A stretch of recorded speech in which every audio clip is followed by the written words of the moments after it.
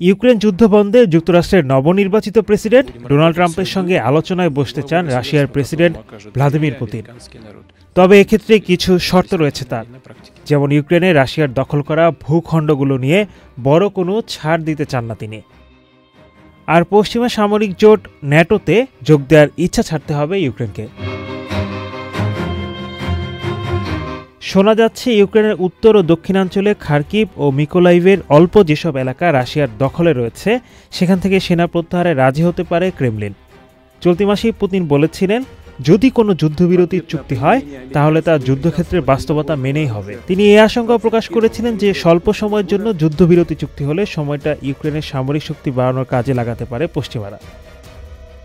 সম্প্রতি যুক্তরাষ্ট্রের তৈরি দূরপাল্লার ক্ষেপণাস্ত্র ব্যবহার করে রাশিয়ায় হামলা চালাতে ইউক্রেনকে অনুমতি দিয়েছেন মার্কিন প্রেসিডেন্ট জো বাইডেন। দেশটির এই পদক্ষেপের কারণে যুদ্ধবিরতির চুক্তিতে পৌঁছাতে জটিলতা ও বিলম্ব দেখা যেতে পারে বলে জানিয়েছে বিভিন্ন সূত্র।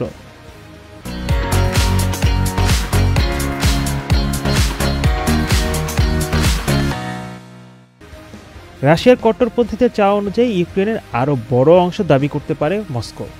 যুক্তরাষ্ট্রের তৈরি দূরপাল্লার ক্ষেপণাস্ত্র দিয়ে রাশিয়ায় হামলার পরপরই মস্কো বলেছে, এই পদক্ষেপে যুদ্ধ পরিস্থিতির বড় অবনতি হচ্ছে। মূলত রাশিয়া চাচ্ছে না ইউক্রেন ন্যাটোতে যোগ দিক বা ইউক্রেনের ভূখণ্ডে ন্যাটো সেনারা অবস্থান করুক। কিয়েভ এই শর্ত মেনে নিলে তাদের নিরাপত্তার নিশ্চয়তা দিতে চায় মস্কো। এছাড়া ইউক্রেনকে নিজেদের সামরিক বাহিনীর আকার কমানো এবং দেশটিতে রুশভাষীদের বাধা না দেওয়ার প্রতিশ্রুতি দিতে হবে ক্রেমলিনকে। ইউক্রেনের 18% অঞ্চল এখনও রাশিয়ার নিয়ন্ত্রণে। এর মধ্যে 2014 সালে ইউক্রেনের ক্রিমিয়া উপদ্বীপের পুরোটাই দখল করে নেয় রুশ বাহিনী। আর দেশটির দোনেস্ক ও লুহান্স্ক অঞ্চলের 80% এবং জাপোরিঝিয়া ও খেরসন অঞ্চলের 70% বেশি রাশিয়ার দখলে। এছাড়া খার্কিভ ও মিকোলাইভের 3% কিছুটা কম এলাকা নিয়ন্ত্রণ করেছে মস্কো। সব মিলিয়ে ইউক্রেনের 1,10,000 বর্গ কিলোমিটারের বেশি এলাকা বর্তমানে রাশিয়ার দখলে। অপরদিকে রাশিয়ার কুরস্ক অঞ্চলের মাত্র 650 বর্গ কিলোমিটারের মতো নিয়ন্ত্রণ করছে কিয়েভ।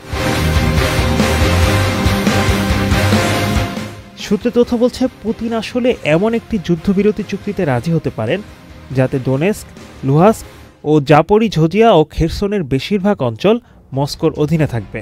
এতে পূর্ব ইউক্রেনের রুশভাষী ব্যক্তিদের সুরক্ষা নিশ্চিত হবে। এখন দেখার বিষয়, নবনির্বাচিত প্রেসিডেন্ট ডোনাল্ড ট্রাম্প ইউক্রেন রাশিয়ার দীর্ঘদিন ধরে চলা এই যুদ্ধের অবসান ঘটাতে পারেন কিনা। আর সত্যিই যদি যুদ্ধবিরতিতে সম্মত হয় রাশিয়া, তাহলে বিশ্ববাসীর বাহবা পেতে যাচ্ছেন ট্রাম্প, যা নিয়ে থাকবে না কোনো সন্দেহ।